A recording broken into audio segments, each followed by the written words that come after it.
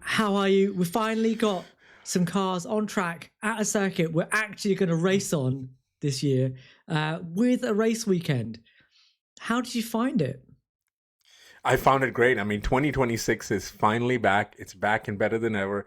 It is great to see the cars out there. Better than ever. Yeah, Qualify yeah. that for Better me. than ever. Come on, better than ever. Qualify But I that mean, for we me. we haven't seen anything bad yet. So I don't know. I mean, I suppose you can talk about Aston Martin if you want to, but you know, uh, this it's great. I mean, the cars look great. I have to admit, I haven't consumed all of both free practices, but I've consumed most of them. And the one thing I can tell is the cars look great. I mean, yes, I'm sure there are, there's some issues here and there which you would expect at the start of a new formula set, particularly something as comprehensive as this particular set has been. So naturally, you would expect some things to be off. But the cars look fast, right? They look great. We're starting to see some times being put on there. FP2, it would appear, has given us a chance to be, engaged and excited. I mean, or on the other hand, if you're a non-Mercedes fan, the season's over. So there's two ways to look at this, Chaz. So Yes, that's true. And I think we should get to that in a second. So look, in terms of what we're going to talk about, I thought we'd have a quick look at, I've been banging on about how worried I am about these rules for the last 3 months or so. So now I've had a chance to see what the cars are actually like on track. I've seen a couple of onboards and we've got some telemetry to look at. So I thought we'd just get into that straight away.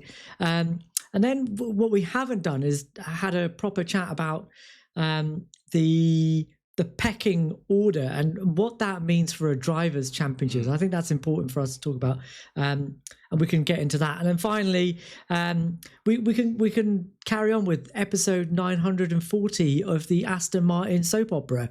It's great. It's great, and I think you'll find that I've probably changed my mind about it a little bit. Oh no! We're finally throwing Adrian under the bus, huh? Shock horror. Well, I don't think he's covered himself in glory. But let's get that. Let's get to that at the end because apparently no one really cares.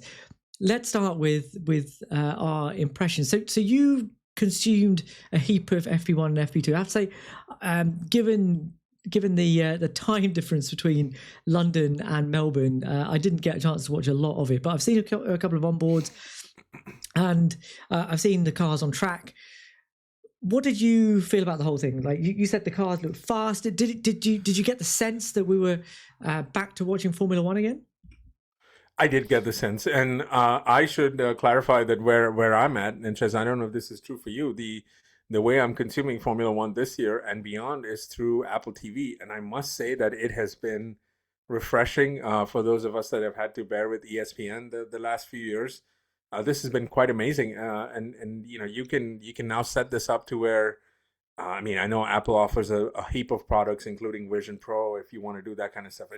It's really cool. It costs a lot of money, so I'm not quite there yet. So maybe a few more super thanks will do it for us. But it was great to see all the cars there, Shez. I mean, I know we have fussed a lot about what do all the modes mean, and candidly, I can't tell you what everything means at this point too. Like I'm also approaching this with not as much of a journalistic sort of place as much as sort of looking at it from a fan perspective, and I'm kind of going into it a little bit green, if you will. So I don't know what everything means just yet, if I'm perfectly honest. I would imagine that most of us don't, but none of the graphics seem to suggest that would be an issue. I mean, everything that I consumed in the two free practices just had simple graphics on there. I mean, in some ways you could say it was no different than last year in terms of the information you were getting. I suspect that as we go through the weekend, we'll get to see a little bit more of the boost mode and straight line mode and all of that. I think we're finally sort of wrapping our head around it. So, do I understand everything at this point? If I'm perfectly honest, no. But yet, in just looking at the cars, they look fast. They look like they can be racy.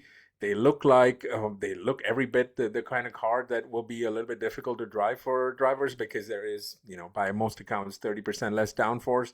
I think that makes it fun. So that'll be interesting, and I think we'll get to see some good racing, even though there will be a pecking order. I think it's going to be fun. So Shez, nothing I saw would suggest that, oh my God, we're in trouble. At least it doesn't seem like doom and gloom, unless of course you are one team on the grid. It's true. Ferrari are struggling. So like I agree with you up to a point, right? I do think that on TV, the cars look good, right? Like they've obviously managed to place their cameras and get the shots that they want that make these cars look like they're Formula One cars and they're going at the pace requisite for a Formula One car to go.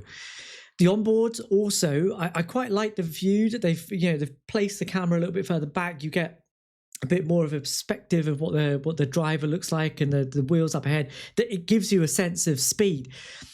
But that brings me on to a bit of a problem because they need that. They need those cameras in the places that they've put them because there's a bit of an illusion that's being portrayed. And if you listen to anyone that's actually trackside, it's a slightly different story. Now I've played a clip of Oscar Piastri heading from turn 6 to turn 10 from the fastest lap in FP2. That it was his, and it's a bit of a worry. But let's talk about the good stuff first. These cars were advertised as being smaller, lighter, less downforce.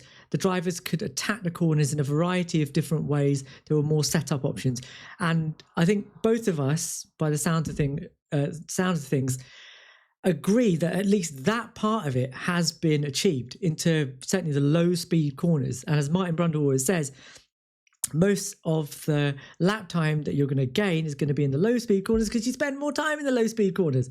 Not my words, that's Martin Brundle.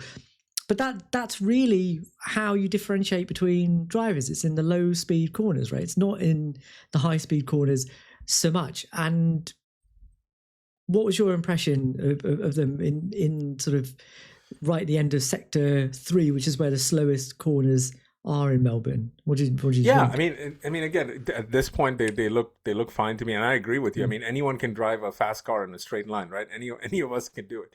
The reality is that the difference is made in all of the corners, and particularly the low speed corners, so to speak. And again, I think what's also interesting in this particular rule set is it's not just about taking the corner a certain way. It's also about recharging your batteries, right? So your downshifts are sort of dictated by that too. And I think you could see was when Max went off in free practice 1. What corner was it, Shez? Turn 10.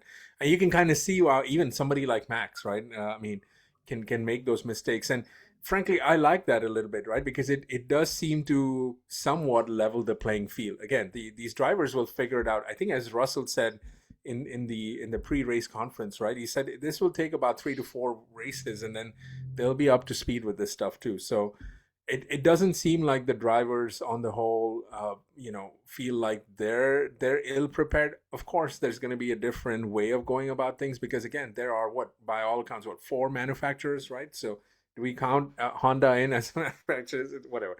Okay. So Yes. yes. I mean, you didn't get the joke anyway. No, I didn't. So there's probably different ways, I imagine, of recharging the battery, and how do you kind of manage that too? So I think that once we get settled into this season, right, once we have 3-4 races under our belt, I think we'll all be more comfortable with the idea of how this works. And I think we'll just be a little bit more excited to get onto the actual stuff, which is who's going to beat whom and who's going to be stronger where and those kind of things, right? So they look great. I mean, again, they look great. They look really good. And Lewis Hamilton looks really good. I think that's a good indicator, right? Because we've talked about, and Lewis himself has talked about how he struggled with the previous car, previous rule set in general, right? And so to see him flying around, I think is also a good indicator of how things are. So yeah, again, don't see anything. Yeah, well, okay. Well, don't spoil the surprise. We're definitely going to talk about some drivers in a minute. But let's have a quick look at some telemetry. So this is the last couple of corners, so turn 11 through 13, 14, that takes us through the final couple of corners of the circuit back onto the pit straight again.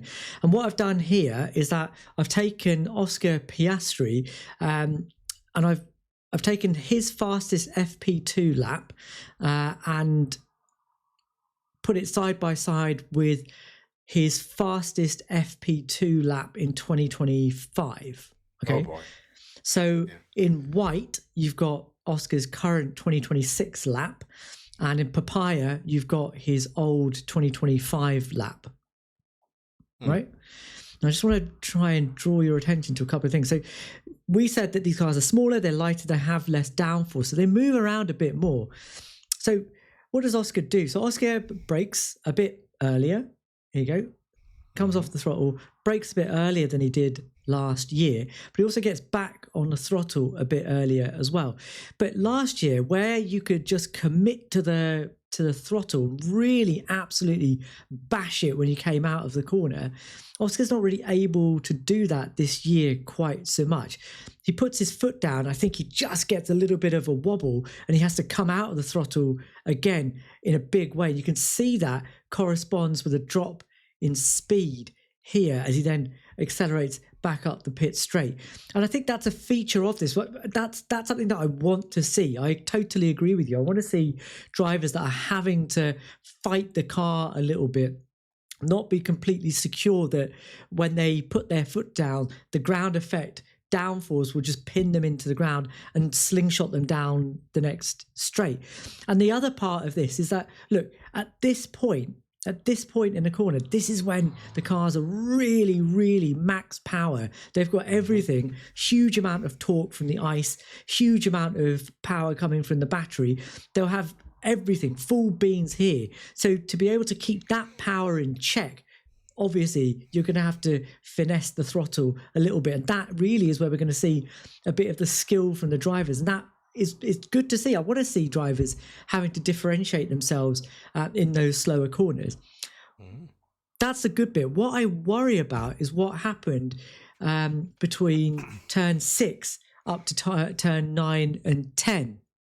So turn 6 is one of the new bits of the track. So remember that a couple of seasons ago, the format of Albert Park was changed a little bit to just have a straight shot from the end of sector 1 all the way through the quick left right into turn 9 and 10. And that was a crazy corner, full throttle, absolute commitment into turn 9 and 10.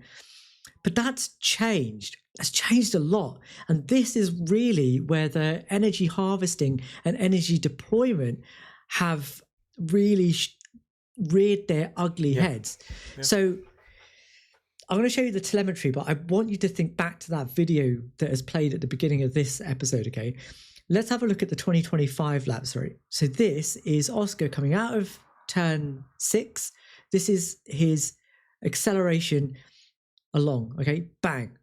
Linear increase until you get to the braking zone of turn 9, where you turn in at high speed and you balance the car on the edge of grip. That's where he overtook Lewis Hamilton as well in the race. It's a really, really fast corner. It's the defining corner, I think, of the Albert Park circuit. And look how fast Oscar is at the end of the straight there. I think it's something like 340 odd kilometers per hour. But let's go back again and have a look at what happened this year, right? So again, Oscar comes out of the corner. And again, we said that they have a huge amount of torque from the internal combustion engine and from the electrical deployment at the beginning of the straight. So the acceleration out of the corner is pretty impressive. Look at this. There's a deficit as soon as he comes out of the corner, but he's caught that up really quickly. And it does increase. It gets higher and higher and higher. And then at some point down the straight, it suddenly drops off.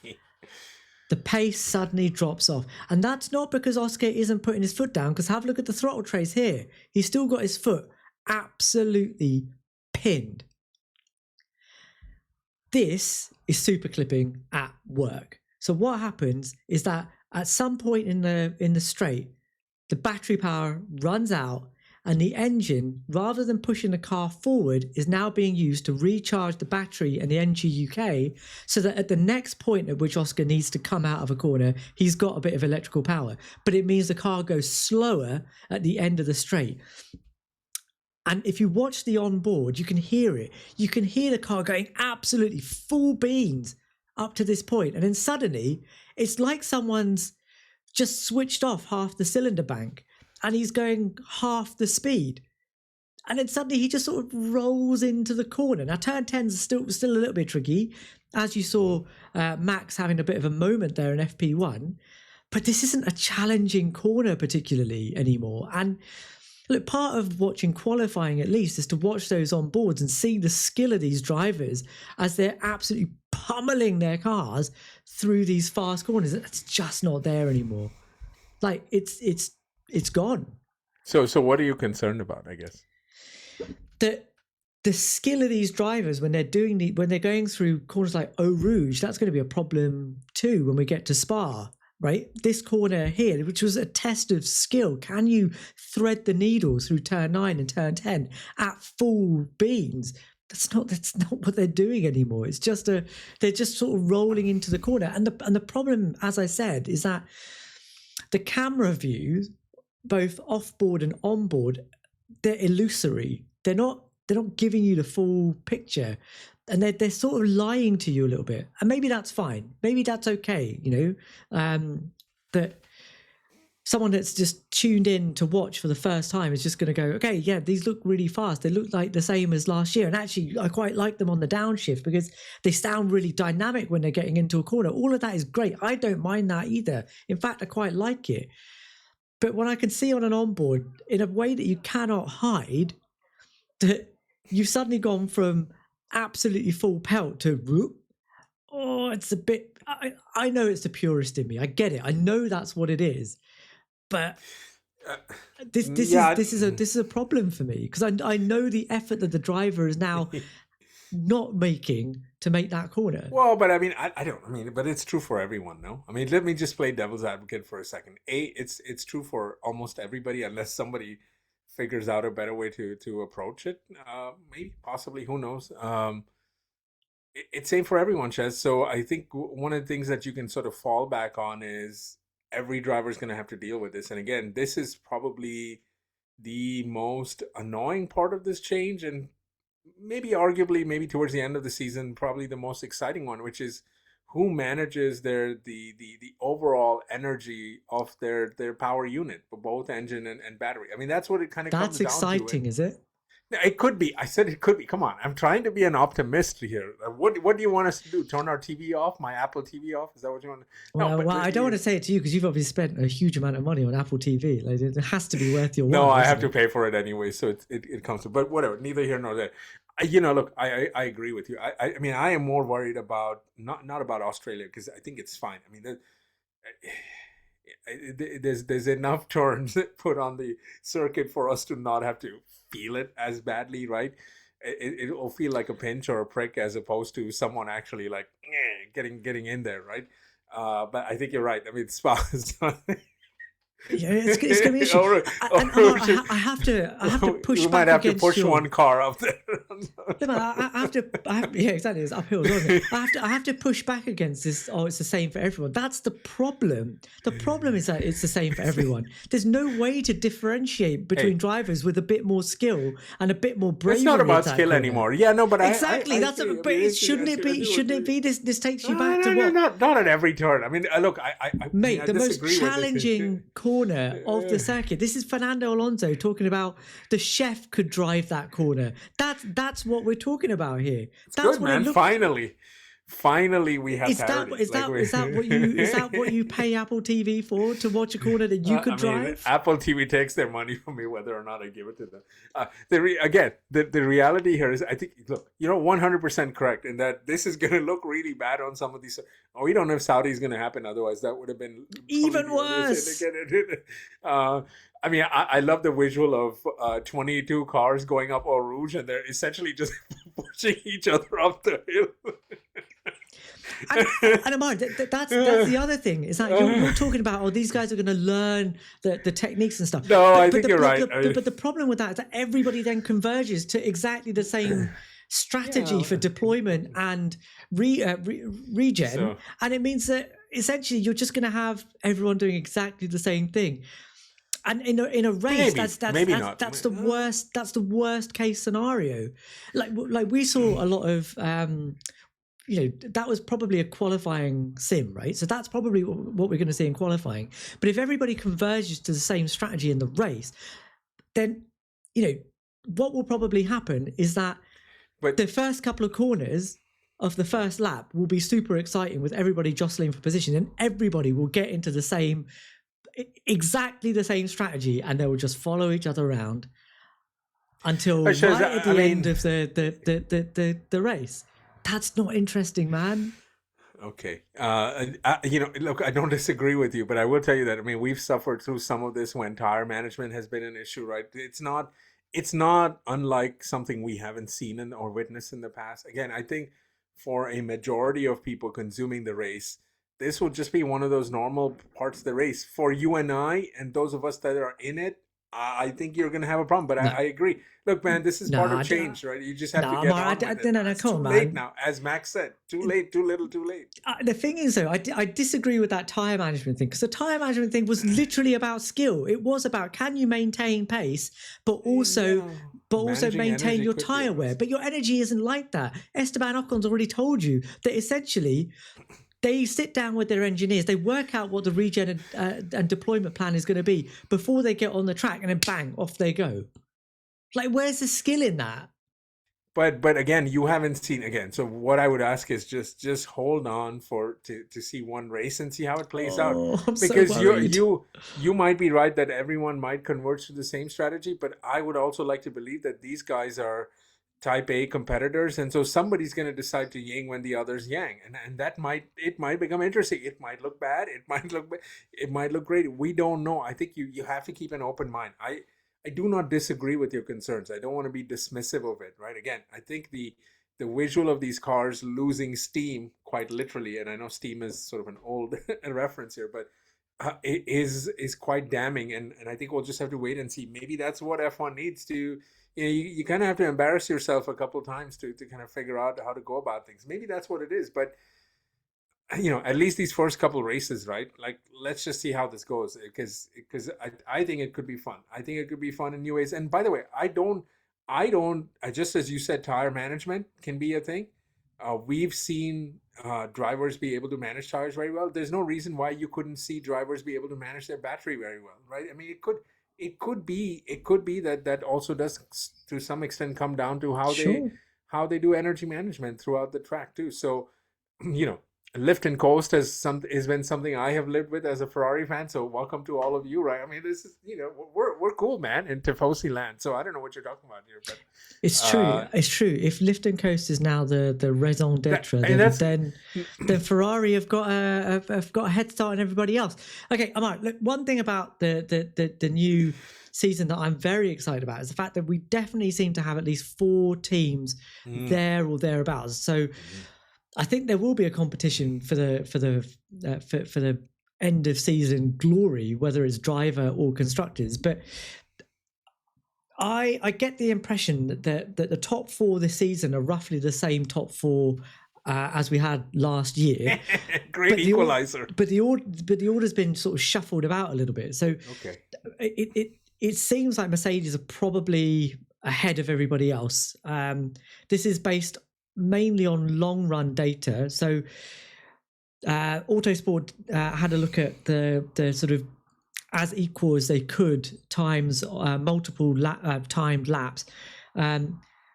George did 11 laps on the hards at an average of 1:23.7, and Lewis did 7 roughly consecutive laps, also on the hard tyre in representative conditions, a 1:24.412. So there's about a 7/10 difference per lap over a race simulation or a short stint. That sounds pretty ominous. We don't know what's going to happen in qualifying, because I don't think anyone's run a proper qualifying sim yet. But we'll see that tomorrow in FP3, and certainly obviously in qualifying we'll absolutely see which way that goes. But man, the Mercs look pretty ominous right now. Ugh. Yeah, again, I think let's just wait it out a little bit. Now, we waited this long, right? I think it's fair to put Mercedes power units at the top, right? Not just power units. I think the car. Yeah. Okay. Well, again, you saw one FP1, and again, this is going to be we should remind everybody that even though we're picking a pecking order, this is going to be at least a 22 race season, right? I mean, I think there's questions about two of them. It doesn't look like F1's going to replace Bahrain and or Saudi. So could potentially be a 22 race season, right? It's going to be a long season. It's the start of a rule set, and it certainly doesn't mean that Mercedes can be crowned champions just yet, right? I think you're right. I mean, look, we all came into the season expecting that Mercedes would have an edge. I don't know that it's quite 7/10 again. I think, and you're just at the first long run of a practice of a new rule set. We don't know fuel loads, as they like to say. We don't know everything else. Yeah, I mean, but they definitely have an advantage. I think that's fair. But you can sort of make guesses about that. That's the whole point. That's fine. But I think behind Mercedes, it's like the way I can see it at the moment, it looks like Ferrari are probably the next team up, and then I'm unsure of which way Red Bull and McLaren go. After I'm pretty impressed with Red Bull, right? Like the fact that they've got a brand spanking new power unit. We know what a brand spanking new power unit can look like in this rule set. Do we? but for Red Bull to be up there at this stage is pretty impressive, and it does give us some hope that Max can potentially make the difference. Although again, it comes back to this worry about what difference the driver can. Yeah, I mean, Isaac did look really good as well, didn't he? What difference the driver can actually make. I hope he can, because I think with those four teams, where do you think? What do you think the drivers' championship looks like? Who do you think the protagonists are going to be? I think Ferrari are fully in the mix. I think it's 6 drivers, right? I mean, if you're going to be fair, 6 drivers based on what you've seen, I think you'd put Max in there. Obviously, the two McLaren drivers would be in there based on past form. The 2 Ferrari drivers would also be in there because of current record and past, and then George would obviously be there as well. I think the question mark is, do you see Kimi Antonelli come through? I certainly believe I do. He will if Mercedes are there. So I would say it's between 7 drivers. I'd like to give the benefit of doubt to Isaac because he hasn't done anything yet. So we just have to wait and see. I have no reason to believe why he couldn't be in the mix, but I would say there's probably 7 drivers there. And I also think this season is, while we've crowned Mercedes sort of the favorites, I don't believe the other teams are as far as we might think. I mean, for one, I'm not ready to put Mercedes up above McLaren.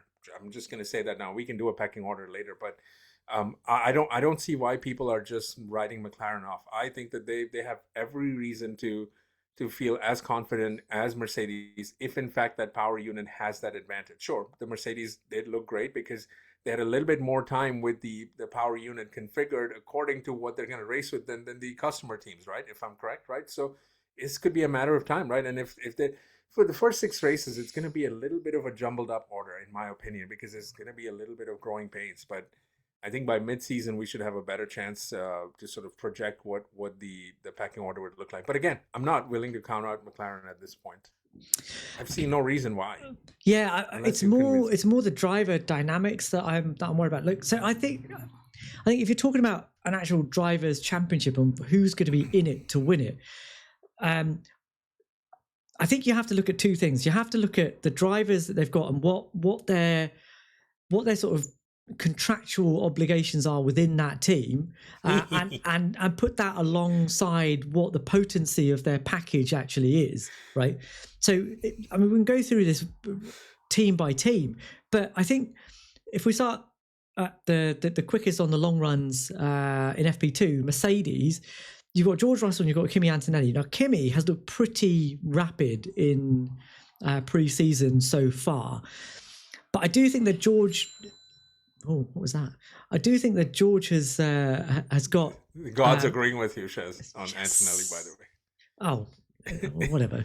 I do think that George has got, just with tenure in the team, he stepped up to a leadership role last year. He was probably, where did we put him in our top 5 of last year? I think we put him second in the end, didn't we? And Russell? Yeah. Yeah. I think that was our consensus in the end. So I don't see any reason, even with Kimi taking a bit of a step, that George isn't going to have the pace and the experience to challenge for a title. He's been building up to this for so many seasons now. You kind of feel like George is going to have a tilt this year. Whether he gets it or not, I don't know. But I certainly think that he will be in the mix, and I'm looking forward to it. I think he's an angry driver when he gets into it, but he also has a little bit of my favourite Alain Prost within him as well. So not my favourite, because my favourite is Gilles Villeneuve. But okay, can I just ask you a quick question? Yeah, of course. Would you then say that George Russell has the most pressure amongst all F1 drivers to win this season? I think he does. I would say that, because he has been banging on for years and years about, like, I've not had the car, I'm just learning, I'm trying to get myself. So if he doesn't win this year, it's done. It's win or anything, right? I mean, this is what I'm asking you, right? If he doesn't win, let's put everything else aside. Let's just assume for a second. I mean, again, we've crowned Mercedes as favorites, right? So I would add even more so, right? It's now or never, no? Let's not go that far. Why? Why? I mean, if you are saying Mercedes has a 7/10 advantage on Ferrari, okay, and Russell is better than Kimi, who else is left? Who is he competing against now? I don't think it will be, as you say, I don't think it will be that big of a spread. Okay, so you're walking it back now. Well, maybe. I don't know. I'm just asking, if not now, then when? When else? You're creating a hypothetical that, yes, if the car is 7/10 of a lap quicker than the next fastest car, then yes, I think, yes, the pressure is on him to win it, but you'd also kind of have to say he's probably going to do it, because nobody else is going to challenge him if it's that far ahead. Like physics won't allow anybody else to get. I don't understand I don't know what you're doing there. I mean, you just gave me data that suggests that Mercedes are the favorite, and you just said we put Russell number 2 ahead of Antonelli. So what else do I have to give you? You're trying to box me into a corner. If those are the parameters, fine. The reality. Yeah, fine. If that's the parameter we're going on, that it's 7/10. Why are you saying if? These are not hypotheticals. Yeah, they are hypotheticals. You said it yourself. This is free practice. We don't know. But if it's 7/10 of a lap quicker than the next car, then yes, I think George Russell is absolutely the favourite. In fact, I'm saying it right now. I think he is the favourite for the championship. But wait. But what you have done, your usual, is you've turned this into, if he doesn't win, does that mean he's rubbish? If Max Verstappen didn't win in 2020, I said it's now or never. I never said rubbish or anything like that. Done. You said it's done. Like, he's never going to get another chance. Okay, but Shez, what do I have to tell you? Like, if I gave you all the elements, I leave in front of you. What else do I have to give you to say, okay, yes, Russell's going to do it? I don't know the only thing I can tell you now is you are sort of hedging your bets on a Kimi Antonelli competition there, because I personally believe that while Russell has the edge, I think we're underrating Antonelli, and I think this season, you're going to see a different kind of driver there. And by the way, a rule set like this helps drivers like Antonelli, I would argue, more so than the wily veterans, because there is a little bit of an adjustment that those folks need to do compared to a new driver. Now, does that mean that the veterans will have issues? No, absolutely not. But I do think it gives them drivers like Antonelli, and even Isaac for that matter. And if you want to add Bortoleto, Isaac, sorry, and others in there, like, it gives them a much better chance than they would have under quote unquote normal circumstances. So I don't disagree with you. You're hedging, man. No, I don't disagree with you. I think Kimi will probably have taken a step. I just don't think it will be a big enough step to overcome George Russell in the other car. Look, balls to the walls, absolutely. I think the top 3 drivers in Formula 1 right now are Max Verstappen and then George Russell, Charles Leclerc, and I don't know what order to put those 2 drivers in. So if George has a car advantage, then yes, I think he should win this title. I don't think that's an outrageous thing to put out there. But in terms of who is up there with him, the other teams on the grid, you've got Ferrari. Now Ferrari is interesting, okay, because Charles is definitely right up there always. Okay, he has become a driver that is not only quick on a Saturday, but is now consistent on a Sunday as well. And barring the fact that his team constantly tries to screw him over, actually, he is able to manage a race very, very well. So I would bank on him being right in there. And if the Ferrari is anywhere close to the Mercedes, then I think Charles will be in there giving George a really good fight. You're not picking your hometown guy, huh? Goodness. Wait. But Lewis is the wild card at Ferrari now. And it's weird to have to say that, but given the season that he had last year, you can't say that he's numero uno, the guy that you bank your mortgage on at that team. But he has actually been pretty quick through pre-season, and the 2 free practice sessions were really interesting. What had marked Lewis Hamilton out through the ground effect era was that he would sit there and experiment with crazy setups to try and steal a march on the car and try and take it to places that it didn't really want to go. Who was doing that in FP2? Charles. Why was Charles? But he's also done that throughout last year as well. I mean, Charles was able to. Yeah, but Charles was experimenting with crazy setups. But he was making every single one of them work, and it was weird. I mean, we haven't seen a quali lap yet. No, I agree. Yeah, I agree, Ammar. I'm not saying this is a harbinger of doom, but it's an interesting little nugget. That number one, okay. The baseline point that I'm trying to make with that is really that it suggests that Lewis is much more comfortable with this car. Everything that he has said.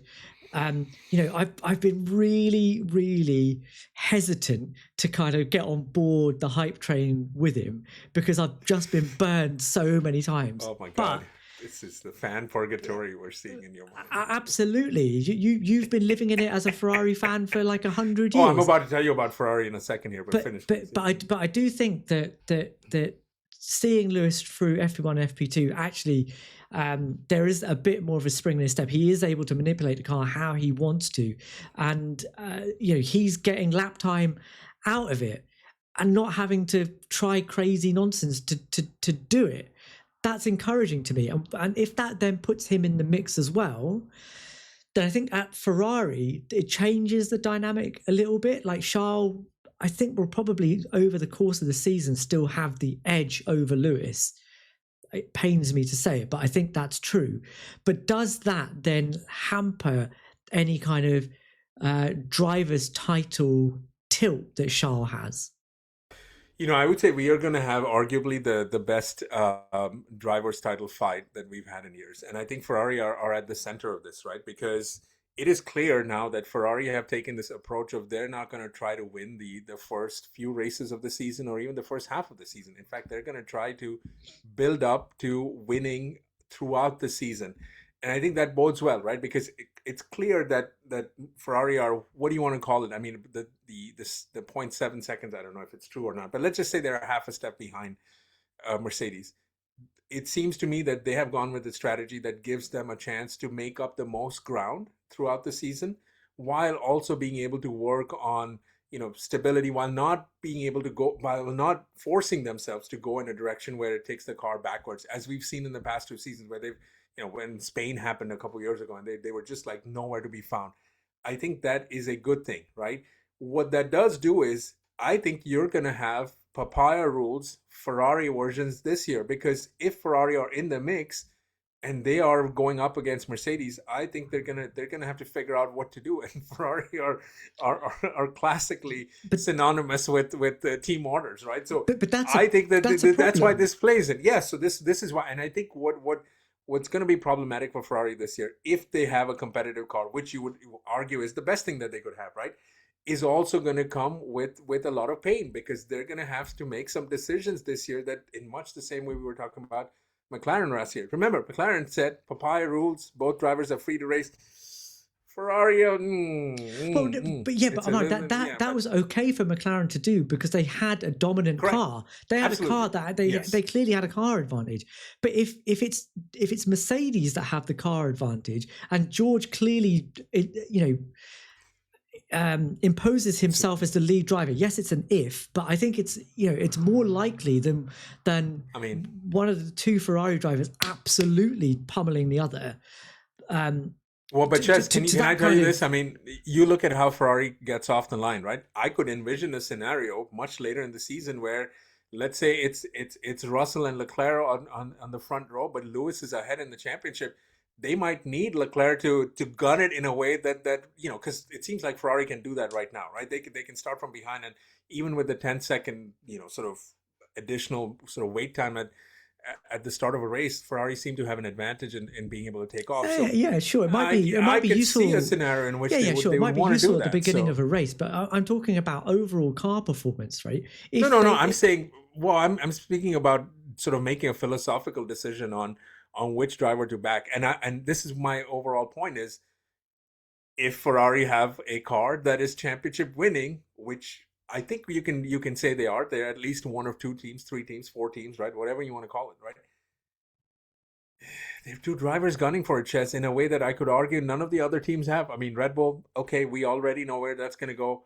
McLaren, okay, well, there's we'll talk something there, about but McLaren in a second. we'll But talk about McLaren there. So I think to me they're a little bit more of a favorite than we like to be, but they're gonna have some past experience. Ferrari have zero experience dealing with this. yeah, Remember, for last year, Ferrari were nowhere, so they did not have problems when it came to. I mean, they did have some of the. I mean, Miami last year, right? But I mean, they they have not experienced any of what it means to be ahead, right? So I think that's why there's a bit of a wild card in terms of how you would back a particular driver for a yeah. So, championship. so, I don't so think you can discount yes. that. So that's the thing. And if they're both vying for equalish results in the first few races, that makes the equation much more difficult. Because who do you then back? And they have to, if they want one of their drivers to win the championship in a car that is not as fast as the next fast as the Mercedes, they've got some difficult decisions to make because they're not going to do it with both drivers fighting against each other while one of the Mercedes is driving off into the distance. That doesn't win them a drivers' championship, unfortunately. Anyway, next team up is McLaren. So McLaren again, I think, are interesting in that they've got that Mercedes power unit in the back of their car. But Andrea Stella has said that look, actually this whole thing about being a works team and being able to integrate your power unit with your chassis from inception is an advantage that we don't have. But then Oscar Piastri did do the fastest lap in FP2. I don't know what that means. I don't know what that means. But their long run pace, they are fourth here behind Red Bull to the tune of about 3 seconds per lap. Not 3 seconds per lap, 0.3 seconds per lap. Seconds. Yeah, 0.3 of a second a lap.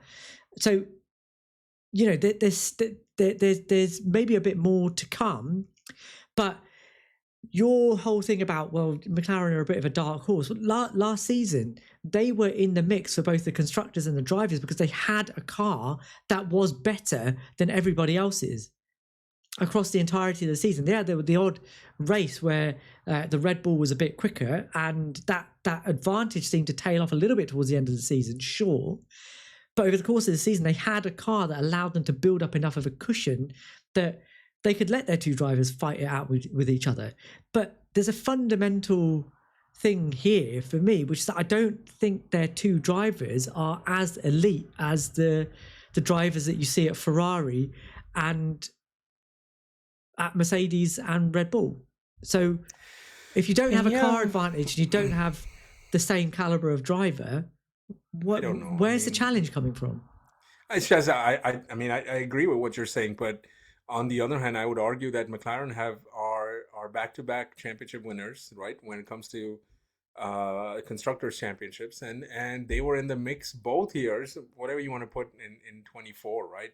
As far as Lando being competing with Max for a drivers championship, they've learned a lot. Like I would argue that they have been in battle and they are more battle tested than what I just said about Ferrari, which is they have a much better way of dealing with these things because they've experienced it just by virtue of doing that.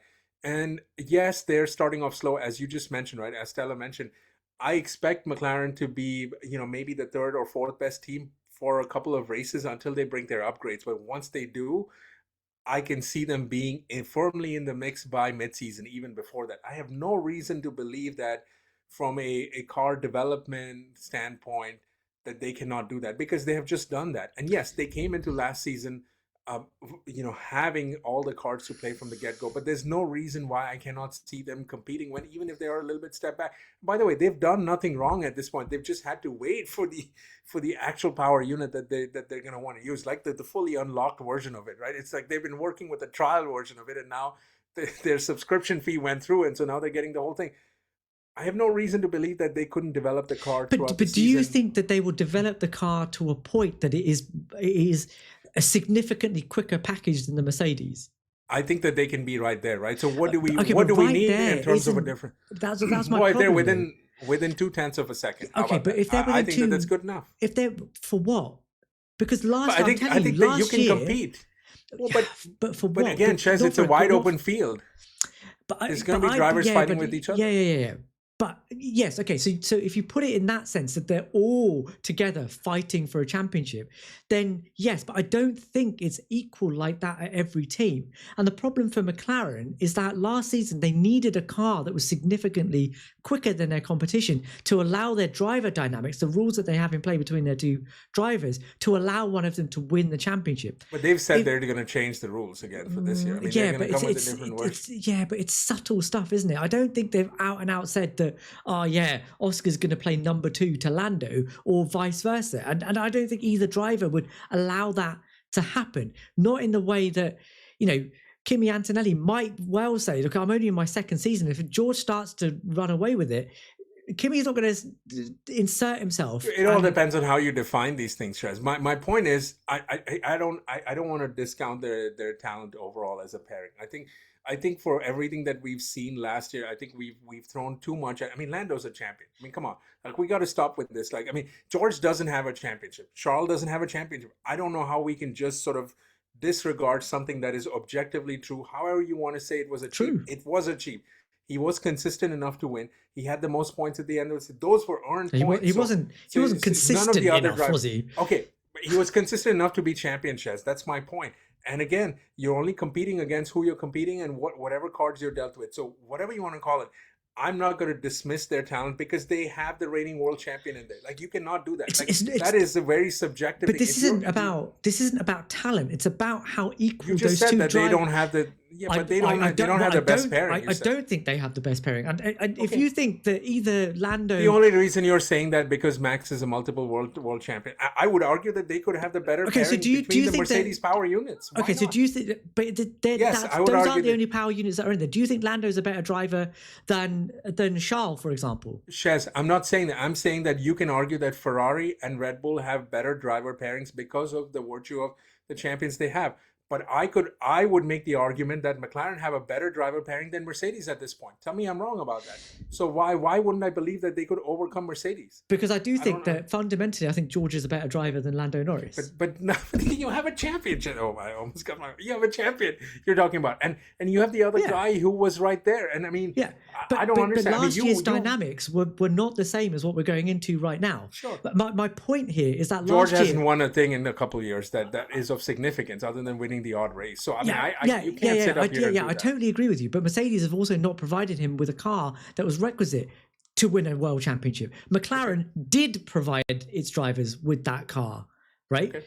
Yeah. And my worry here is that if George is on his own at Mercedes and gets all of their might behind him, and the two McLaren drivers are in a car that is not as quick as that Mercedes and are fighting each other as well, then I don't see how one of them wins. And I think for that goes the same for Ferrari too. Those two teams are in a bit of a bind unless only Red Bull has the advantage there. Only correct. Red Bull. So let's talk about that, because Red Bull are in a really odd position because I don't think they're the fastest car, right? I don't think they have a package, despite how well they have done to bring a competitive power unit and aero package to this brand new rule set.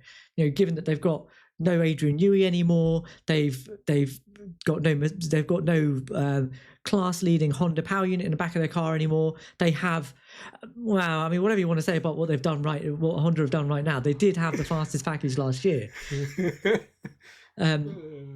Okay. Sorry. So from a technical point of view, they're starting from ground zero, and they've done amazing. But they don't have a Mercedes or even Ferrari challenging pace just yet, I don't think. But the biggest weapon they have in their armory is Max Verstappen.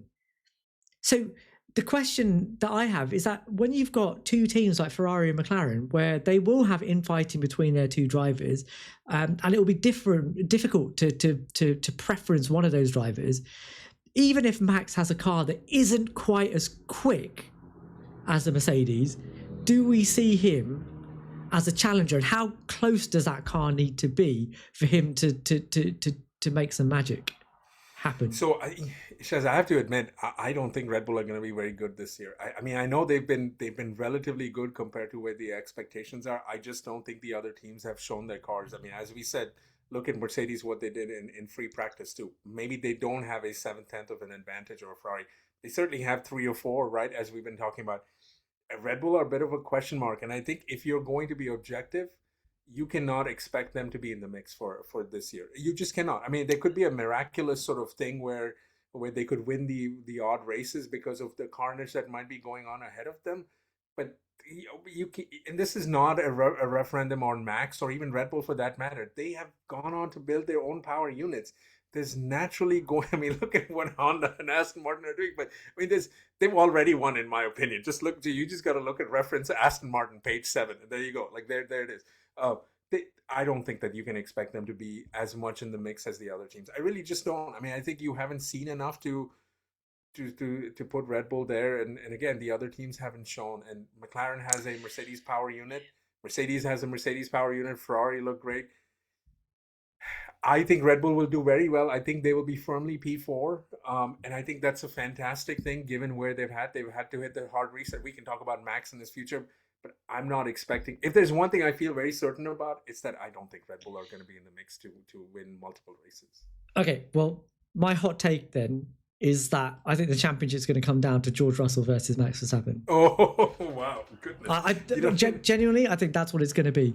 Really? You're putting so much faith in Red Bull to No, I'm putting that much faith in. A driver cannot do everything. I mean, what do you... So what do you... Normally... Let's get this on the record since you're hot taking this. If Max is not competing with George, or anyone else for that matter, to the end of the season... Are you then going to blame Max for having a poor season, or are you just going to come back and say, "Oh, the Red Bull hasn't been great"? Of course, I'm going to say it's Red Bull because. Okay, but then how can you do that? Then how can you just crown him like? Okay, sorry, go ahead. Just because I have the strength of history at my back, haven't I? Because he's had 2 seasons back to back where he has not had a car that is as quick as as the quickest car, and yet he has inserted himself into the championship conversation. He did it in 2024, and he won the championship. Shez, I'm just telling you right now that this Red Bull with the Red Bull power unit is probably not in the same vicinity. This is not a question of being the second best team. I'm telling you that and you're telling me that it's going to be Max versus George based on past history, and then you're telling me in the same breath that if it's not Max versus George, then it's all Red Bull's fault. You pick a side. Either it is Max based on Max's greatness, or you're going to blame Max for being total rubbish for the season if he finishes P7 or P8. Which one is it going to be? It's got to be both things. Both things have to be true. If Max doesn't win the championship this season, that's on Red Bull. Almost certainly it will be Red Bull. Yeah, but if he does win the championship, or is he? That's on Max. It will be because the package wasn't good enough, right? Oh, absolutely. Okay. But wait, man, just let me finish. But I do think that Max would need a car that allows him to be in the conversation.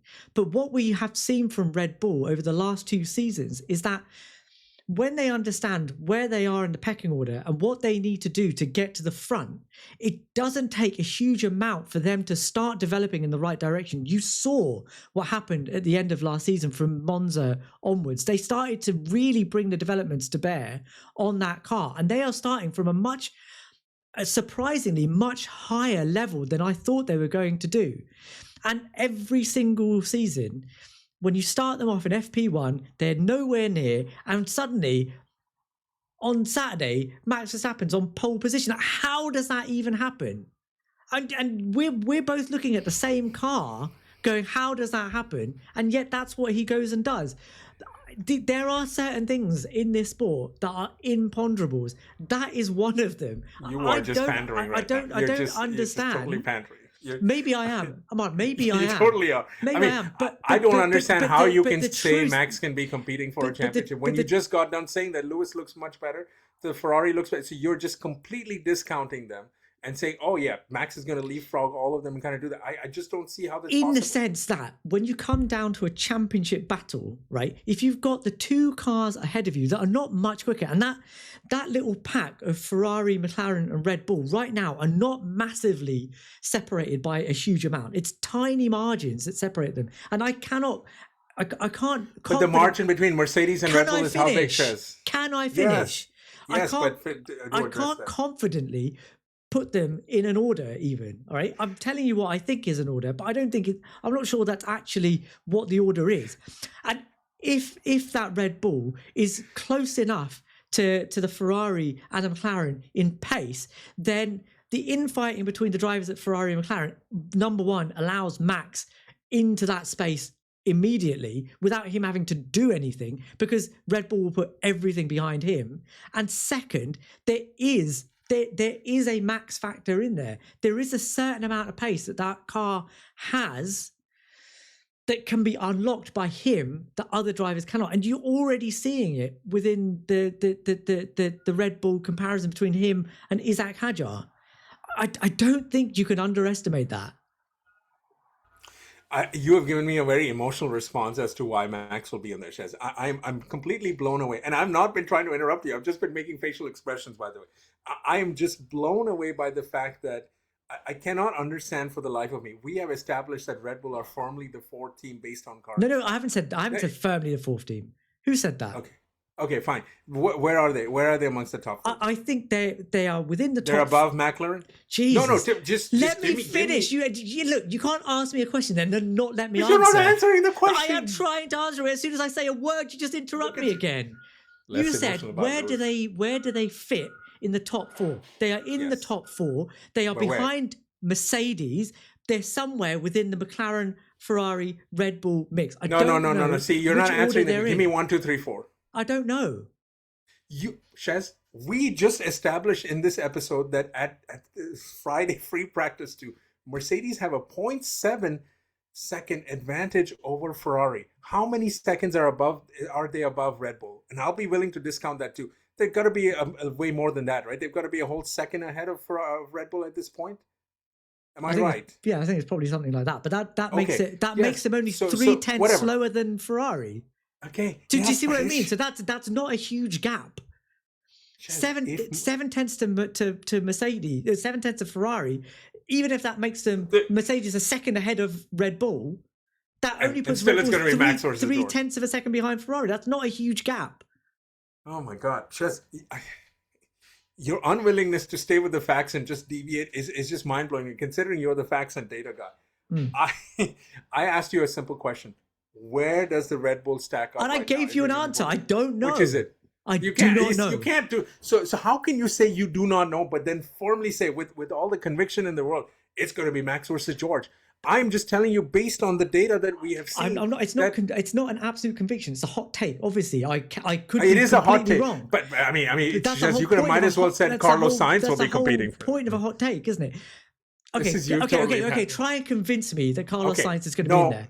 No, Please. I do not want. I want one thing very clear, Shez. Yeah. I want you to be consistent on your position. Your hot take is great. It is, if it's Max versus George, then you're going to give all the credit to Max for being up there. However, if it is George versus whoever else, and Max is not there, let's just say for the sake of argument, he does not finish in any relevant position. I don't care if it's P3 or P4 or whatever it is. You're going to blame Red Bull for it. My point to you is quite. Why would I do that? You just said, so you're going to blame Red Bull or are you going to blame Max for it? Well, I'm not going to. Why do I have to blame anyone? And this is why.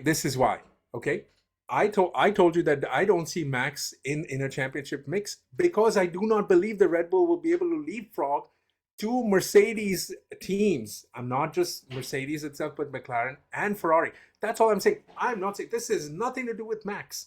You could put the quickest driver in there ever, which is Max Verstappen.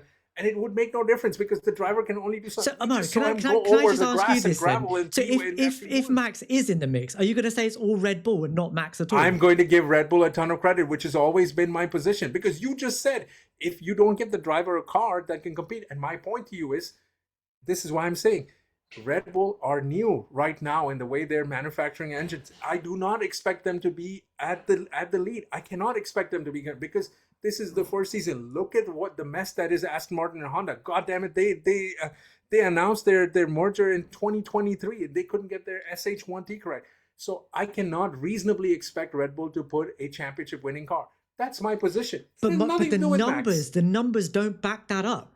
You've got a Red Bull that is within You want my hot margin that is within, no, not yet. That is within a margin of error that allows them to compete at the front of this grid. So yes, I do think that Max has got a shot at a title if the teams in front of him don't sort their driver hierarchies out 100%. And that's also conditioned on that, like they're higher.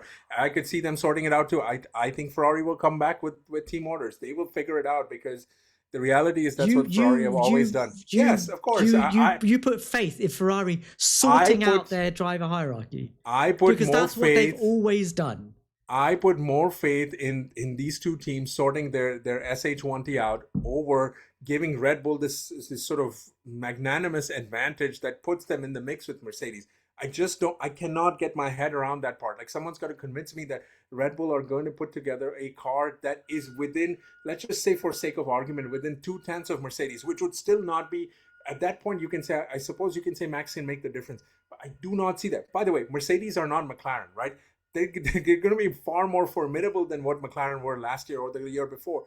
It's just not going to be there. So I do not understand. I'm not saying you do not have to make an emotional argument for Max being in the mix. I didn't say Max was going to win the championship. I said that Max would be the challenger. I think if you're going to have two drivers that are absolutely in the mix for it, it's going to be Max and George. No Charles, no Lando, no Piastri, no Antonelli, and you're saying Max is going to be in the mix. I mean, okay. In the spirit of hot take, Shez, I'll give you a hot take. Williams will finish ahead of Red Bull.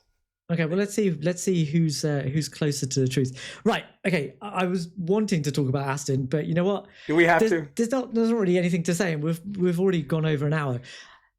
I'm going to stop there. As usual, please like, please subscribe, please let us know what you think. Do you think that the title will come down to a duel between Max Verstappen and George Russell, or is Ammar's dismissive laughter the way forward? Let us know. We'll read every single comment, and we will see you guys in the next one. Let's go cooking.